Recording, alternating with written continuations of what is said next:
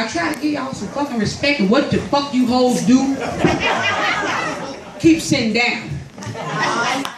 I said stand the fuck up because you deserve it. I want you to be treated like a lady. But I'm gonna be honest, you a bald head hoe.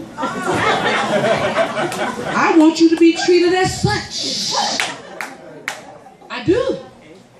Take off your camouflage.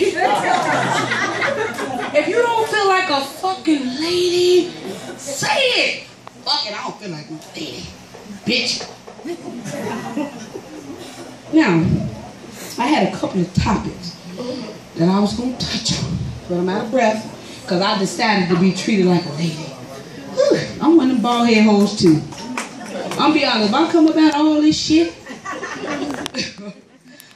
if I stop sucking in this gut and walk around the house as such,